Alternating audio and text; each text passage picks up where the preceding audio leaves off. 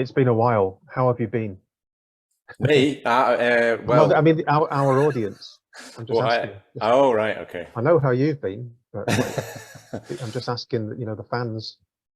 Yeah, I think Oh, they've been patient and debating why they carry on without us. they've probably just wandered off and got a sandwich. Probably. That's what I've done. Go and see what's on TikTok. Yeah. We should do this on TikTok. We'd have a lot more. Well, I think we'd have to dance while we were doing it. Yes, well, I was dancing a little bit earlier, but you didn't join in, so I gave up. I figured it was. I thought it was wind. I thought it was wind.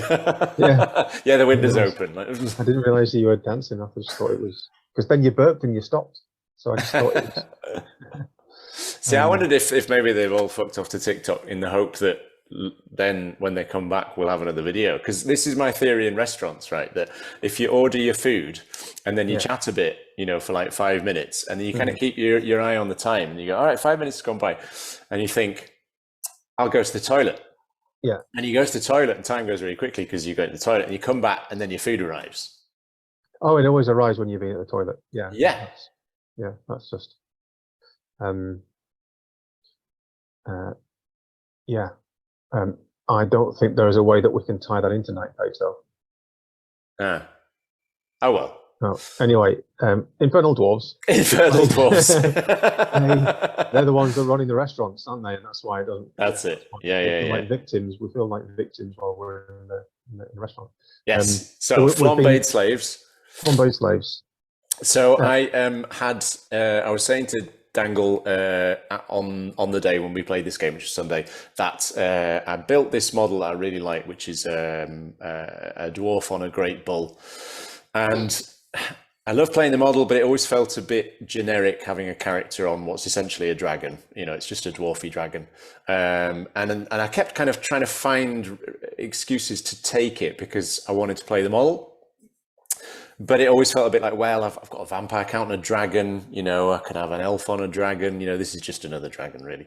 So I thought I would try and make a list that was really, really, really what I want to play, and the kind of like sort of nostalgic 90s sort of chaos dwarf feel that I was going for, but without just having a generic dragon. So the Wizard Master of Pyro is now just on, he's my normal bull model. And he's tooled up with the Tablet of Vezadinej, so he's getting to he's getting to turn a 1 or a 2 into a 3, as long as he's enough dice. The reason for giving him Flame of the East is he's only offensive and defensive 4, and he only gets 2 attacks. So giving him a weapon enchantment that does auto hits seems like a no-brainer, because he's not very good at hitting stuff on his own. And he's just basically tooled up so I can throw him into combat. I backed that up with a Prophet of Lugar on a chariot, with Breath of Corruption, so he's a Wizard Apprentice of Occultism, because he kind of then acts like a mini tank. A Lamassu Scholar, I did play the Lamassu Scholar back in, I think, Beta 2, and I thought it was really good, but it's a really good utility wizard, but I just felt like there were kind of more exciting things that I could choose instead. But I thought I'd give it one last go. I had a model sitting on the shelf, so I just gave it a run. I was horribly hungover. I thought, why not? I'll try it out. And then my Viziers kitted out to try and fight things. Then there's my usual 2 units of warriors with blunderbusses, unit of goblins with bows and a relentless banner, and slaves, which actually I think are really useful for getting in the way. Then I'm really happy with the 12 Toruk Enforcers unit with the great weapons, because I think they're really, really tough. There's Resilience 5, I think they're quite good for hunting monsters. And then my 2 Titan Mortars, I had a model for a Titan Mortar on an artillery chassis, and every time I played artillery, I felt like, oh, this is just boring. It's just generic artillery. So I thought, stick the Titan Mortars on the exciting things. There we go. So I've kind of lost range and speed because I haven't got a huge flying monster anymore, and I don't have a long range artillery, but hopefully it's a bit more in keeping with the sort of feel of how the army's meant to play, kind of, trudge towards your short range but devastating. So that's me. Yeah, you've already got your excuse in there that you were playing this game tremendously hungover. It was the second game of the day, because so I was just mop me up after you'd already been playing against Lizardmen.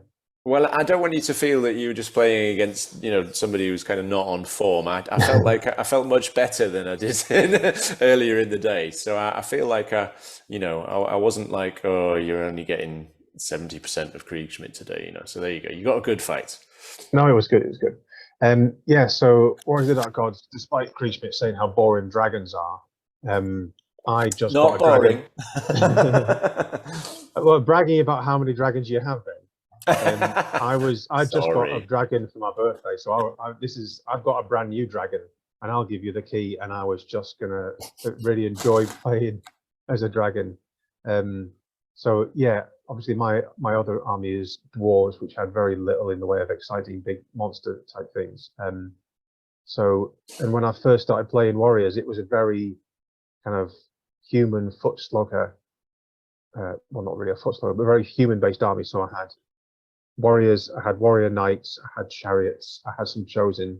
But kind of over the last few months, I've been doing a little bit more building and painting. So I had used some really nice Yeti models for the whole Guardians for my dwarf army, and I decided to repurpose those into being Forsworn. And I bought another similar Yeti model for to be a Doom Lord to lead that unit. So they get the bodyguard, which is a really good unit to do because they're just extremely tough. And they're actually quite fast as well. And they put out a fair deal, but they're very fast and they're very tough. And I think they're a unit that's difficult to work out what you're going to do with. Yeah. I've also got some chosen knights, which I've built out of some old Cold One models that I've had for years and years and years. So I've built those. I just interject. Those appeared in your Imperial Guard army for a while, didn't they? I bought them to go in my Imperial Guard army, to be Rough Riders for my Imperial Guard army, but I don't think I ever actually finished those models. So I've literally had those models, those Cold One miniatures, for probably 20 years. And I tried to get rid of them to give them to you at one point, and then you gave me them back because I finally decided I had a use for them. So I've got some chosen knights, and I've modeled my chosen lord on the Karkadan as well, so he can lead the chosen knights. So I've been modeling those, and yeah, it was my birthday recently, and like all good wives, my wife bought me a dragon, and my brother bought me some models that I'm using for Feldrax. So I haven't used the kind of dragon ogre type models. I've got some like centaur type things that I'm using for the Feldrax, because it's kind of in the theme with the ancient kind of mythological army. So I'm just kind of trialing that. I gave them the Banner of Discipline because I thought, well, they don't have Mark of the Envy. There's the Path of the Favoured. Yeah. Path of the Favoured. I was like, yeah, they don't have Path of the Favoured or Path of the Exiled, so I'll give them the Banner of Discipline to help their discipline. And then I got round to your house, and then you pointed out that it's not actually the Banner of Discipline, it's the Banner of Panic, and it doesn't actually help their discipline. It only helps them if they panic. And I was like, oh well, okay, that's a bit of a waste of time. Only 25 points. Yeah. But yeah, that was my smart idea, because, well, I wasn't going to reveal that. They're the only unit that doesn't have one of those marks of the Exiled or the Favoured. So I thought, right, I'll whack a banner on there. But they did actually end up taking the panic check, which they passed because of Banner of the Discipline. So it was good in the end. So quite a few new units for me. I've never used the Chosen Knights. I've never used the Feldrax, and I had never used the Dragon before. So and my Sorcerer has always been a bit of a sitting duck. We kind of jokingly call her Heidi because she kind of hides behind stuff. And what I really wanted was for that unit to have genuine threat. So now she's on the Dragon, she's got good resilience and good amount of wounds and good armor. So I've given her paired weapons with Hero's Heart, so she can really put out some damage as well. And I feel like that she's now gone from quite a soft unit to something that is actually a viable combat unit as well. Question to mull over, I think, to ask you at the end was, how did you feel about like putting her in danger? So that's just to kind of plant that seed of thought of like, because obviously she could fight now, but she's also basically your magic phase apart from Dark Prelate. So then there's the question, like, which I guess we can kind of think about at the end of, like, how do you feel about that? I mean, you're very good at giving advice because you're quite an experienced player, but you know, you give out lots of advice. I'm not good at following my own advice, though. No, you're terrible at following advice, even your own advice, but you're quite good at giving advice. And you had said, because I think you had realized that I would think of all of a sudden having a great big dragon monster as something that could just wade in and destroy units. And you kind of said to me, don't expect it to just go in and mow things down. It's got to be used in a clever way to support things. So as we'll see, I didn't just think, oh, well, this is a really fast unit that can get to the fight really quickly and I'll just charge it. It's got an 18-inch advance and I'll just get it in combat as soon as possible because it's going to start killing things. I didn't do that, and that was on your advice. And I think how it actually played out, I was quite confident using it because I was thinking, you know, this should be I should use this to try and get a smart flank or rear charge on something that's already engaged and really finish stuff off, rather than thinking I could. You know, I was kind of thinking, we'll see when it comes to my deployment of the kind of hammer and anvil model, which I used to read a lot about when I was doing the dwarves, but they had nothing fast enough to be an actual hammer. now I've got these two great big blocks of warriors, and I've got a chosen knights and the Feldrax and the Forsworn and the dragon. Everything else is really fast, and I've got the blocks of warriors as well. I've got that kind of hammer and anvil feel to the army. It kind of feels like. So just quickly, spells. So I'll do mine really quickly first. So I've got Spectral Blades and Hand of Glory on the Dark Prelates. That's on the Chosen Lord. And then I've got my Evocation Wizard Master, which is the wizard on the dragon. And I like Evocation because it's got a nice mix of direct damage kind of missile spells and a couple of spells that can really swing a combat when it starts to get quite grindy as well. So I've got Spectral Blades and Ancestral Aid that I can fling into units to spin a combat. Hellfire is great at things like your vassal levies, if I just want to wipe out a unit that's badly positioned. And then Hasten the Hour is great because there are some big models in your army that are really tough, and it's nice to just think that I can chip away at them so that when they actually do into combat, maybe they've lost 2 or 3 wounds by the time they get to me. So I quite like Evocation actually, and having the Spectral Blades and Hand of Glory on the Chosen Lord on the Cardigan in a unit of Chosen Knights already just makes that unit really gnarly. I just really like the idea of it. Being super buffed. Yeah. I love your magic setup. I think it's great. I think, you know, because every magic phase, it felt like I was faced with a tough choice. It was like, well, I really don't want him using one of his combat buffs on that combat. On the other hand, I really don't want him sniping that model over there. What do I do? And I guess that's the kind of ideal thing for your opponent to feel, isn't it? Yeah, it's weird. I started out with Evocation and Dark Prelate when I very first started playing the army, and I've not been tempted to make any changes at all. I really like this setup and it works for me. So cool. So I've got my Pyro Master who took Curse of Nezibkesh because I feel like it's a given against warriors because it knocks down your offensive and defensive, and that's one thing that the Infernal Dwarves are not very good at, is having a high offensive and defensive skills. So it felt like not only a way to get incendiary markers on you, but also a way to try and help stop you hitting me on 3s all the time. Pyroclastic Flow because I had 4 spells and it was a toss-up between that and Enveloping Embers. And my brain is not able to do the maths on whether it's better to have 3d6 strength 4 hits or every model takes a strength 3 hit against like a big block of warriors.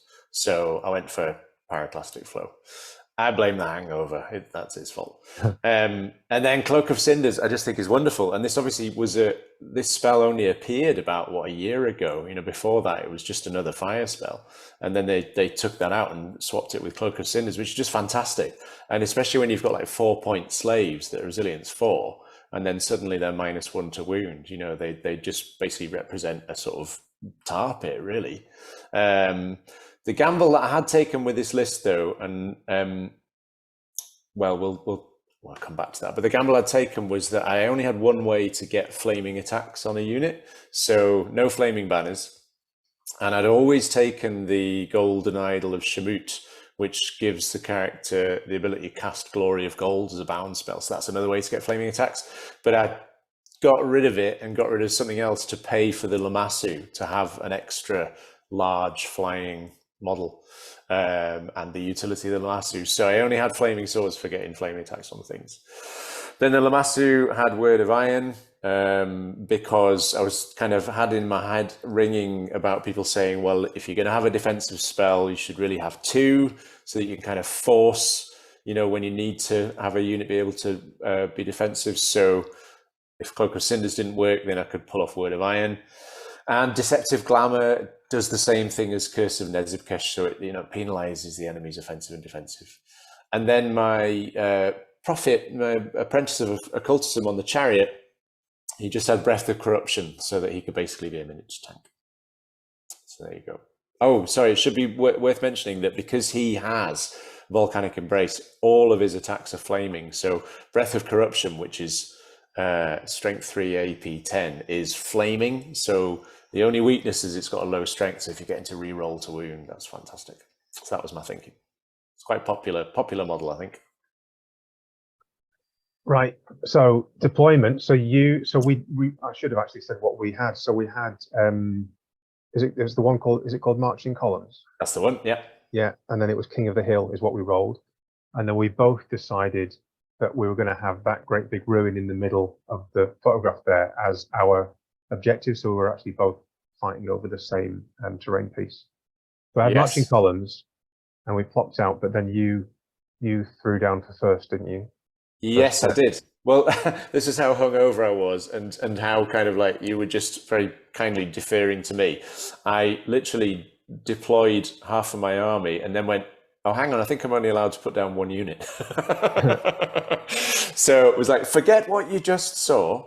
So I picked the board edge where the awful guitar and the cardboard box are. So that's my Taurokin forces. There's the goblins, the vassal levies just standing on the edge of the water. The very tall tower is the wizard master of pyromancy on the Bull of Shemut. Then there's the prophet, the apprentice of occultism on his chariot, on his Kadim chariot.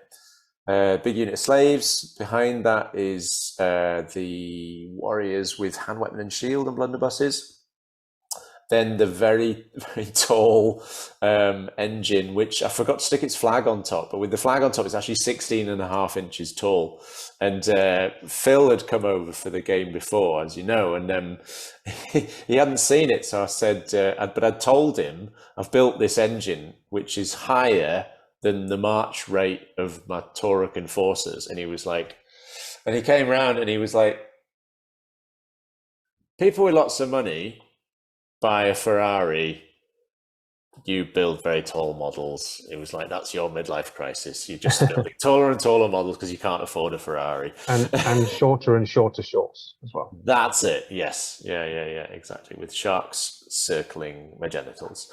So there's the engine. It hasn't been painted, which is why it doesn't kind of fit the color scheme. There's it kind of looks like an Iron Warriors Land Raider. Kind of. Well, it is standing on. It does have bits of an Iron Warriors basilisk, since Iron Warriors can't have basilisks anymore. Yes, which I pulled apart and yeah. So it does have various bits of Iron Warriors basilisk on it. I feel like the Iron Warriors, they invented obliterators. They would sympathize with Chaos Dwarves. Yeah. Then we've got with what used to be partly a Bastion model, we've got the Kadim Titan with the Titan Mortar again. And then lastly, the unit of Infernal Dwarf Warriors with great weapons and blunderbusses. And my thinking was very hungover. No, my thinking was the big volcano at the bottom of the screen. I would try and take advantage of that blocking everything to send my Tauruks and my generals around the side to distract or catch whatever came that way, and then essentially try and bombard the ruin in the middle with Titan mortar shells. That was my thinking. So I've got a much smaller army, and you can't see my shorts. What I've got is right on the left there. I've got the dragon, which you can't actually see, which is right on the edge. So I managed to, then I've got just moving kind of from left to right, I've got the Chosen Knights with the general inside, and then I've got the Feldrax, is that unit of 3. I've got the 2 units of warriors, and then I've got the Yetis, the Forsworn, with the Doomlord inside that unit that are kind of behind. And yeah, I'm kind of thinking that I've got 3 very fast units there that I just want to not commit. So my big mistake is always just going get into combat as fast as possible, and then my units get into combat kind of one at a time, and that is very uncoordinated, and I'm a sucker for just charging in and kind of getting things in, especially if I'm fighting quite a shooting list. I'm like, well, I can get away from the shooting by charging in, but then I always just lose. So the thinking was fast units, I was going to push those forwards, bearing in mind that all of certainly my Feldrax and my Chosen Knights are scoring units. So to kind of leave them out of the fight until reasonably late in the game, and then charge into whatever's attempting to hold that ruin. So the Chosen Knights have Stalkers standard with the General's unit. So the idea was, yeah, kind of hold those back, let the Warriors hold up anything that's trying to charge those, and hopefully kind of grind out with the Warriors with some support from the Wizards. And then, yeah, just try and keep my fast, tough units back, and then use them when I really need them, rather than just charge everything in, which has often been my mistake. So that's my setup. So you went first.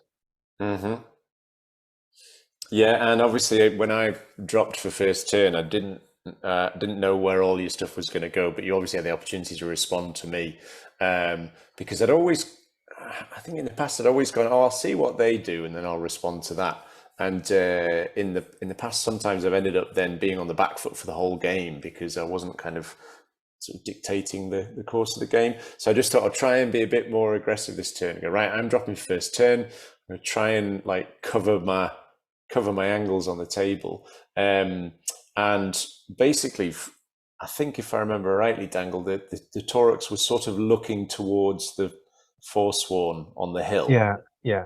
So, and what I was thinking was, which I don't think, again, I thought it was a good plan, but not terribly well executed, was I thought if I have the Taurox with their longer range than the Forsworn kind of threaten the Forsworn and the Warriors on the hill, then with 1 unit of mine, I might be able to have 2 units of yours kind of spend the whole game staying there, going, well, we need to stay here just in case those Taurox come round. But I don't think I execute that terribly well. I don't know. And the idea for the general was for him to use the volcano, use the impassable terrain to come right up and cast fire spells, and then hop over the top and charge in and see what he could do in combat. I marched the slaves. I lost a few slaves. I marched the vassal levies, the goblins, through the water, and we even joked that on the whole of turn 1, the only casualties that were inflicted were by me on my own army. I killed some slaves. I killed some goblins. That was it, I think, wasn't it? Yeah. And then the other units just held there, I think, because I felt like they didn't need to go anywhere. I had this idea of trying to, get the slaves to get in the way and then take advantage of that to be able to move to wherever I wanted to. Spell-wise, I think, I'm not really sure. I think I did Deceptive Glamour on you. I can't see the Lamassu. I think so. We'll see it. We'll see it in the next slide. Oh, the Lamassu's right at the back, so I don't think I did because it's quite a short range. So I'm not sure, but yeah, we'll see it in the next one. You're right. Yes, I don't think there's any spells off there. I think, yours. Yeah, I'm not sure what I did then. Never mind. There was nothing of consequence. Everything was quite far away. Yeah, so the everything's kind of like pushed down this left flank. So I think the dragon pushed right down, and I think you thought I was going to try and move everything round behind that impassable building and try and maneuver to charge in down your line from the side. Yeah, I did. But I really just wanted to kind of get lined up with the ruin for later in the game. And yeah, the Taurokin forces are coming round the volcano. So I thought, yeah, if I put the Forsworn and a unit of warriors up on the hill, then that should hopefully be able to hold you up if you did decide to come for me. but my kind of long-term plan was see what you throw at me, and then charge into that unit and try and get the secondary with my unit of Feldrax and Chosen Knights. I thought any one unit that you put in that ruin, I could probably beat any one of your units with my Chosen Knights with the general inside it, especially if I've got the dragon to back it up. So I was playing the kind of let's not kill each other, let's just grab the second objective as a kind of strategy in a nutshell. Yeah. I just really didn't want you charging in with your Taurokin forces. I didn't think you were going to, but I thought if the one thing that you won't want to charge is my unit of Stubborn Force 1 with the Doom Lord inside it. So I thought I'll just stick that there. Yeah, I mean, I think you read it totally right. I think I think the only thing I was thinking about the Forsworn was that I fancied having a go at them on their own as long as I could get the right spells off. But it was definitely about, well, they've got to be in the right place where your warriors can't then charge into my flank or something like that. So I don't know if I was thinking about this at this stage, but certainly later. But we were talking about this earlier, weren't we? And I was saying that at this point, like you absolutely, I feel like you had the right plan. Yeah, I think I should have. If I were a better player, which I'm not, then I think I would have then kind of looked at this and gone, what's he trying to do? But yeah, anyway, that little wrinkle aside. I think we can see the little wrinkle actually in this top shot. Your shorts are there. Just I don't think the Titan's quite covering the little wrinkle. That's true, and that long thin thing hanging down is the drawstring. So in this photograph, I should point out my scheme of using the lollipop sticks. So I got these lollipop sticks from Hobbycraft that are coloured lolly sticks, and I think they're great for marking units with spells and buffs and things like that on. So if I've got the 2 units of warriors, I've got the Ether icon each, and I know I'm going to forget about it, so I've just got a lolly stick with Ether icon written on it, and the green ones are my buffs. So I've got the Hand of Glory and the Ancestral Aid, and I think I've just in this magic phase I've just gone, I may as well Hand of Glory that Chosen Knights unit just in case you try and smite me with something. But yeah, I like using them. That's my system, because I'm tremendously forgetful about things like banners that I've paid for, and I just forgot that I've got them. So I like to mark them with the lolly sticks, and they work quite well.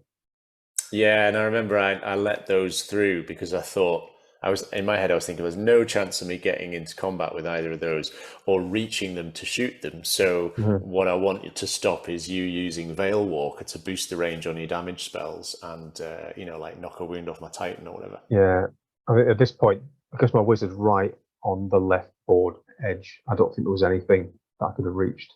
So I think it's a little bit like, had magic dice, better use them. So fair enough. So your turn 2. Yep, so the Tauroks are just kind of creeping forwards. I just tried to stay, I think I put you on like a 6/6 for charging them with the Forsworn. Just kind of wanted to, because they've got a little bit extra range, which is useful. And I say the wizards just moved up to cast some spells. I think he cast Pyroclastic Flow on your warriors on the hill, just to try and chip them down a bit. I think there isn't really an obviously good pyromancy spell against warriors, because they're, even the best pyromancy spell is only going to wound them on a 4+, and then they've got, armor coming out their ass. But I just thought if I can chip them down a bit and then at the right time send the Tauroks in to take out the Forsworn, we'll see. I think I let down the vassal levies here though, because as you can see, they've kind of ended up in a place where they can't do anything. I think I didn't deploy them very well there. They've essentially got stuff in the way. There's the impassable in the way, there's the slaves in the way. It's like a tiny gap they could fire through for the volley fire thing, but even then there were some vassals that couldn't see anything because of the impassable. So I feel like I kind of let them down a bit.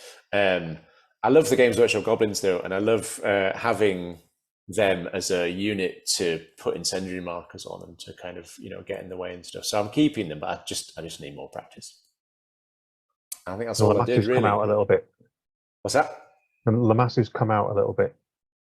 Oh yeah, that's right. Yeah, I hadn't spotted that. And I think that was to put Deceptive Glamour on your warriors on the hill.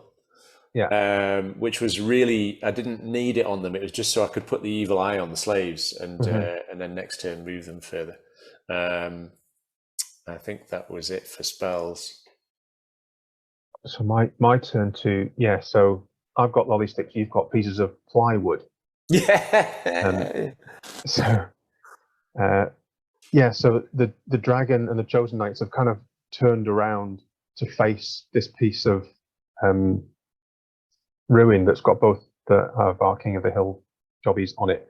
So they're just kind of sitting and waiting there. I don't think I actually moved anything else. I think I was like, come at me, kind of, yeah, which is not how I normally play. I normally play, like you teased me from previous games that I played like an orc, that I just charged everything at you. But I was like, I've got all these really fast things that don't need to charge until I want them to be somewhere else than they actually are. So I don't need to kind of progress across the board this game. So I don't think I actually moved anything apart from just wheeling the chosen knights and the dragon up there a little bit. I think we've had a good kind of mix of like wins and losses between Infernal Dwarves and Warriors, haven't we? You know, it's not all been a good match. Not all been one way, but I do remember saying like maybe try playing a game where you don't try and get into combat on turn 2 and see what happens. Like, yeah, no, that's definitely taking your advice. So yeah, I think these kind of turns passed really quickly. I think, you know, sometimes we struggle to keep a game under 5 hours, don't we? Never mind 3. And I think we've been gone about an hour or so, and we're already at turn 4, and we were like, "What's happening?" And you were like, "It's because you haven't tried to get in a charge on turn 2. We haven't been rolling the dice." Yeah, that's it. Yeah. I do think, certainly for me, and maybe for you, I do think that like being in combat is what takes time. Mm-hmm. So your turn 3. Yeah, so I need a lot of practice with my Prophet on his chariot because it's only advance and march 7, so it's really slow. And so it kind of has the maneuverability of a single model unit, but it's really slow. And I'm definitely keeping it because I like the idea of having a miniature tank. And I like the fact that whatever it's going to do is going to be kind of close up and personal, but I do need to practice it because, as you can see, it's kind of vacillating, excuse the pun, it's vacillating near the vassals as to which way it's going to go. And I think partly that was because I thought, well, I haven't seen you commit yourself yet, so I don't know if you're going to go, right, the warriors on the hill and the Forsworn are just going to come down towards the middle, you know, and leave the Tauruks hanging. So partly it was like just to see which way you go, but also it was, I thought, I've kind of got him stuck there. The Lamassu is standing there because it's got Word of Iron. I think I tried Word of Iron on the slaves. No, I beg your pardon. I did Deceptive Glamour on your warriors again, didn't I? Mm-hmm. And then I put the Evil Eye on the Forsworn to stop them charging the Tauruks. Yeah. Because the Tauruks with their impact hits, they really want to be the ones doing the charging. And also I didn't want you getting into combat with them, maybe killing them and then being able to come around the side of me and me having to fight a war on 2 fronts. And then the wizard is standing there because there was it was unlikely that he was going to take any ranged hits because Heidi was all the way over on the other end. And I thought I could have a go at sending him into combat with some warriors and see what he would do. The little card on the slaves is because I put Cloak of Cinders on. Really just because the slaves, I think, you know, they're very cheap and they're resilience 4 and they're a big base size, so they make a large footprint, and I think they're great for basically creating like a sort of a screen. And actually credit to Phil here, who was over before you. It was him that said to me, you've got this big unit of slaves, you want to be using it as like a screening unit and stick it in front of your other stuff and just have it march forwards, you know, and then basically create this sort of like killing ground behind it where anything that charges it, you can blunderbuss it to death. Or charge it with the big stuff. I don't think I've got the knack of that, but that was the idea anyway. Make it hard to wound. So that either you'd charge in and have a hard time killing them, or you'd not charge in, giving me more time to kind of like trudge towards you, which I think is what the Infernal Dwarves are supposed to do. But the vassal levies didn't really do anything because I'd deployed them badly. I think they couldn't really shoot anything. And I even joked, didn't I, that basically they had a gap that they could have shot through because of volley fire, and then I put the Lamassu in that gap so they couldn't shoot anything. Yeah, it was right there. So yeah, that was that. So yeah, my turn 3. It doesn't look like I've even moved. So I think I've brought the wizard round a little bit closer to any potential combat with the warriors, because she was kind of out there on her own, and she is my only is the only wizard that can do buff other combats apart from the one that she's in. So she's moved around a little bit closer. And the Forsworn have got the Evil Eye on, and they're up on the hill now. But again, I'm just hoping, I know about the impact hits, but I don't want to run down the hill towards you. I was making all these noises like, oh, I'd be running down the hill, charging downhill so I get to re-roll my charge range. And I was kind of hinting that I might be thinking about it. The Warriors unit's got an incendiary marker on there from the last turn, so you must have managed to get that Curse of Nefs of Cash. Yeah, or maybe, yeah, I think that's right. Right. Or was it? No, it was from the Vassal Levies. It was from the arrows, wasn't it? From the previous turn, before I put the Lamasso in the way, yeah.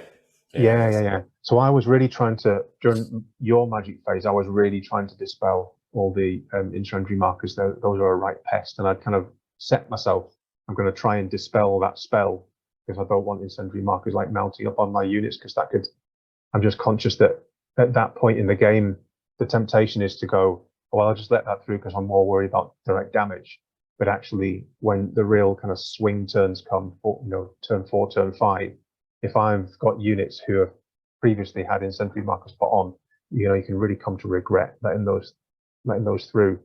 So I was really trying to dispel them, but then you managed to get using the vassals. So yeah, that's on there. So that was turn 3. I'm playing it really cool. I was really proud of myself that I hadn't charged anything in, and especially that unit of slaves there. I was like, no, I'm not going to charge the unit of slaves. And there's things being put tantalizingly close in front of my Forsworn, and I'm like, no, I'm not going to charge them. I'm just going to wait to see if you charge me. It was a really exciting game, wasn't it? Just like edging closer and closer to each other in a way, just maneuvering, and like this sort of building up this kind of pressure. It wasn't like this head of steam building up. When it was like high noon. Who's going to draw first? It was like real kind of, like cowboys at midday kind of thing. Yeah, no, it was great. Like a duelist thing. Yeah, absolutely. Yeah, or also known as I just didn't really do anything or move any of my models. I think you're being a little self-effacing there. I stand by my statement that you had a good plan and executed it well. Yeah, it was very. Yeah, I was like, no, I'm not going to charge in. I'm going to do what I decided I was going to do. Because at the moment it's turn 3, and I'm thinking, or if I'm hoping to just kind of toe to toe but not lose anything stupid in combat and get the secondary, then that is probably enough to get the game. If we give as good as we get in combat and I get the secondary, then I can win the game. And that's what I'm thinking of here. And at the moment, anything that you charge into anything of mine, I'm pretty sure that I can kind of hold my own with the one-on-one charges that might be here. So yeah, turn 3, that was going okay. Your turn 4 is the first combat. Yes, it is, and it's hard to see, isn't it, if you can wiggle your mouse at it. So because I have some very, very tall models, I also have proxies for them when they have to stand on an angle and not topple over. So that's the proxy for my general, so the wizard master of pyromancy on the bull. And I'd only started using him, I think, a couple of games ago, and the first game, which was against Phil, and he'd said, I think he'd won the game, and he was really helpful with advice, and he was like, well, I wasn't frightened of that wizard all game. And then I said, oh, well, he's got, 2+ armor save, and he's got a 5+ Aegis save, and the bull has got 4 attacks with flaming and divine. It's got impact hits, and the wizard's got like D3+1 grind attacks that, with volcanic embrace. And he was like, I didn't know any of that because you kind of like, he hid all game and tried to cast spells at me. He was like, knowing that now, he said, you should have had him in combat all game. He would have. And I was like, oh yeah, no, when you put it like that, you're right. So, and then the game that I played before you was against Phil, and I'd sent him into a unit of Tegu warriors, which are like the old Saurus warriors. And he'd survived and he'd killed a load. So then I could get another unit in that then broke the steadfast and broke a big unit of Tegu warriors. So I basically got a bit like gung-ho, like I'm going to send him into a unit of warriors. 20 warriors, what's that compared to, 35 Tegu warriors with 2 Cayman mentors in them? I can take on 20 warriors of the Dark Gods, which was perhaps a little bit foolish. So I sent him in anyway, and he is alive, and I don't think he's wounded. I think he because I think I blocked all of your combat spells, didn't I? You didn't have any combat spells. So I've got Ancestral Aid on there, but I think it was Spectral Blades that I wanted on, but I think you dispelled Spectral Blades. But I managed to get Ancestral Aid on just because it might have helped a little bit. Spectral Blades would have been far better. But yeah, you killed a few of those. Yeah. And I've got looks like I'm going to say that's Word of Iron on the slaves, perhaps Cloak of Cinders, but anyway, something to make them a nuisance. And the engine, I really felt like I was trying to get round the ruin with the engine. So I think I said to you at the time, didn't I? I feel like that settling on like having a Titan with a Titan mortar and an engine with a Titan mortar, it feels harder to play, but it feels exactly what I want to try and get used to playing. Just having big things that aren't necessarily terribly fast, but if I can get them in the right place and get them close up, they can release the fury. And the Lamassus come forwards because there was nothing that could get through to charge him. And you can see the chariot with the Prophet on top is coming around to try and put pressure on the Forsworn a bit. It's difficult though, because it's not a fast army. And, kind of getting rid of I suppose, let's say for the Infernal Dwarves, the no-brainer of having an Overlord on a Great Bull. The Overlord's really fighty, the Great Bull's really fast. So I think that was part of why I stopped playing it, was because it felt like a bit of a no-brainer. So I could go, well, I can just throw that at you and then, make up for my bad deployment while you're fighting off the Overlord on a Great Bull. And I thought I'd really prefer the challenge of not having that thing that I just throw at you and see if I can get the rest to work. Just trying to get the Taurox round though to be a threat and get the Prophet round on his chariot to put some pressure on as well. That was the idea. Okay, so my turn 4. I think we might have to hurry this along a bit because sure, it's getting later on. So my turn 4. So I finally buckled and charged something. So I think I've charged the slaves with a unit of warriors. Because I just wanted them away from because at the moment they're blocking the Forsworn, and I wanted the Forsworn, and not the Forsworn, the Feldrax. Yeah. At the moment they're blocking the Feldrax, and I really wanted the Feldrax to be able to have the freedom to move forwards. So that when the slaves were kind of inching towards me, I wasn't too worried. They weren't really going to do anything. They're just blocking. But once they started, this is turn 4. My game plan is to charge or advance the Forsworn in to the ruin. I just really wanted rid of those. And yeah, I think I managed to, on my turn, I did get Spectral Blades off. And there is one less general on the board, which is good. Nearly 800 points plus the general bonus. Yep. Yeah. So I think Spectral Blades with the boosted version of Spectral Blades with Lethal Strike. The Warriors just prevailed, which is pretty good. And that's your good magic setup, isn't it? You've got those 2 combat spells that you can go, well, if I don't get this one through, I'm having this one. So yeah, solid army. And then my turn 5, I think the Lamassu came forwards to charge bait you, and so did the chariot. And I don't know if you can see, but between the Titan and the engine is the Vizier, the battle standard bearer on the seat of authority. And the reason I put him there, which I kind of revealed afterwards, was that I wanted you to charge the Lamassu, and the Lamassu would flee over the top of the impassable terrain, and would, because of the angle of flee, would then be within 12 inches of the battle standard bearer for rallying next turn. And the idea was that the chariot would flee as well, and that then the Forsworn would do a failed charge, which would bring them off the hill and allow me to charge you with the Taurox. So that was the thinking. And that if the warriors came off the hill with a failed charge as well, that'd be a bonus because it'd make it dead easy for the engine and perhaps even the Titan to charge them too.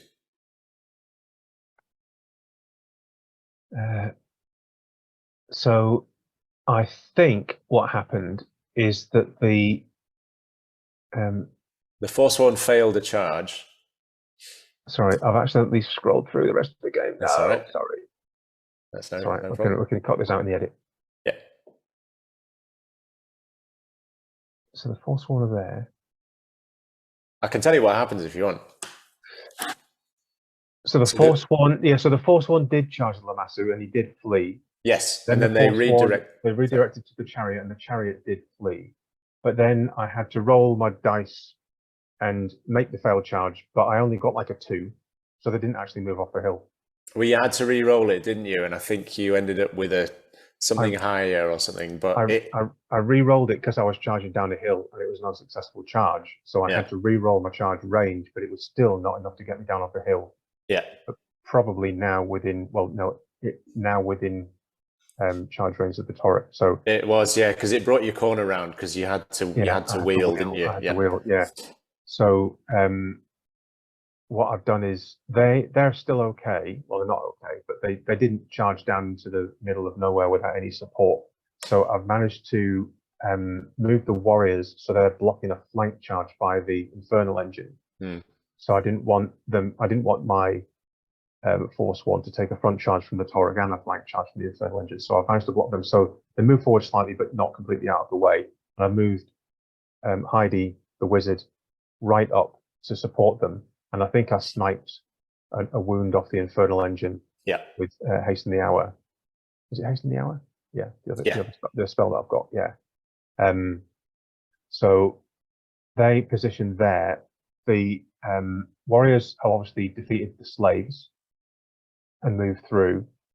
And then my, the Feldrax and the Chosen Knights have started moving up towards the Titan to try and get into that secondary objective. Because this is turn 5, so I've only got one more turn of movement after this, so I really needed to start moving them forwards. Yeah, that was turn 5.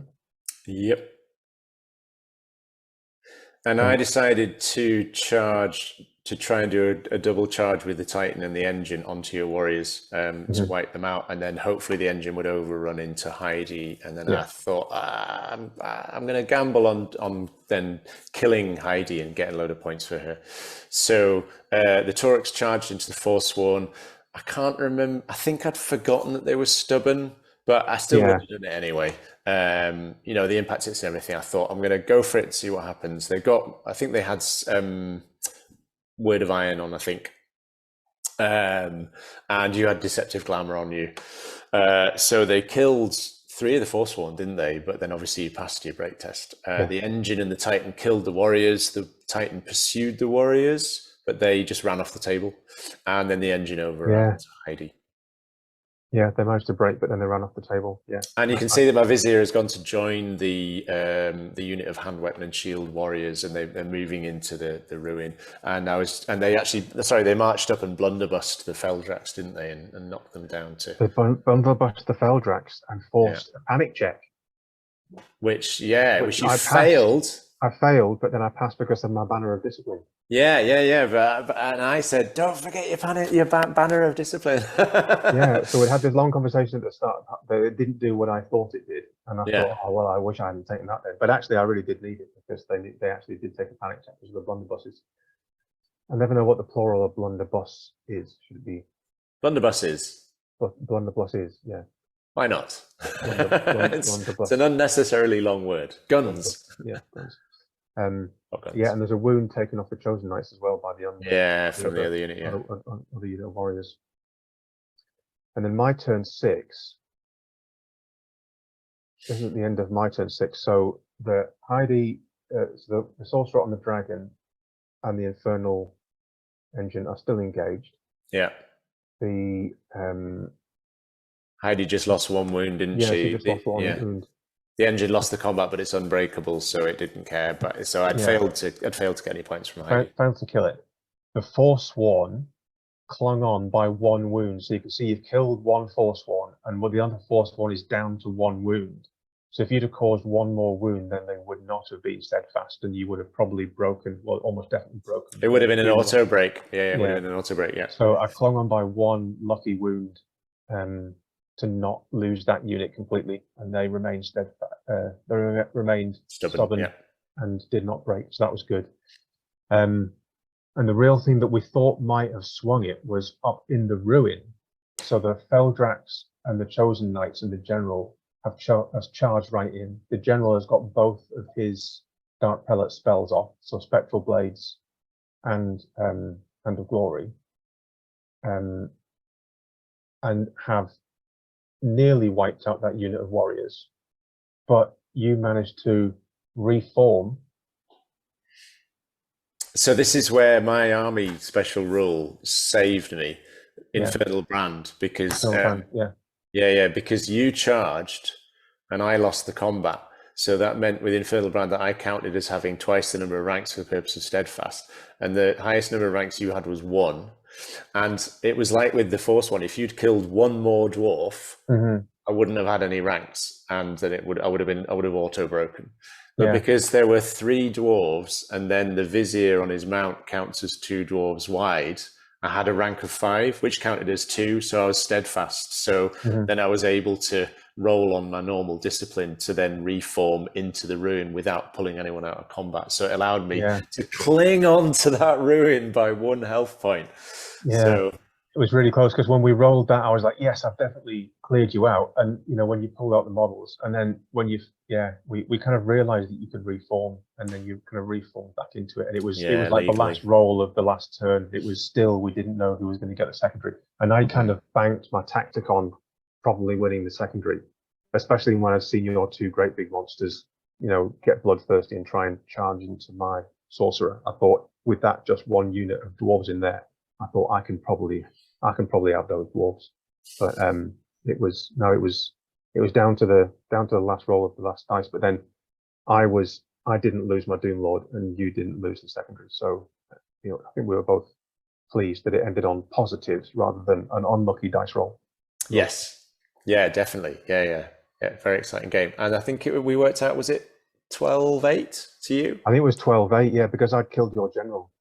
Yes. And that was the big kind of turning point. I think you having lost your general meant I kind of had points in the bag, unless something stupid happened. I was like, well, after doing that, unless I throw a unit away, I think I'll be okay. But I think you had a really solid plan as well, which was really hard for me to play against, having this army. I feel like your plan was absolutely watertight and won you the game, rightly so. So, there's always that kind of up and down of like lucky and unlucky dice rolls, isn't there? But I feel like, when you said this was my plan, I thought, hats off, that was the right thing to do, and it won you the game. So good job. Yeah, I think it was right up until literally the last dice roll of the game. We really didn't know who'd won it, which is a nice situation to be in. But it hasn't been. It's been very close all the way through. Definitely. Yeah. So it was an enjoyable game. Yeah, we both kind of burst out, didn't we? Go, that was the best fun game that we've had in a long time. Yeah, really, really good. Yeah, it was smashing. Right. Well, thanks very much for watching. Thank you. And enjoy the outro music. Yeah.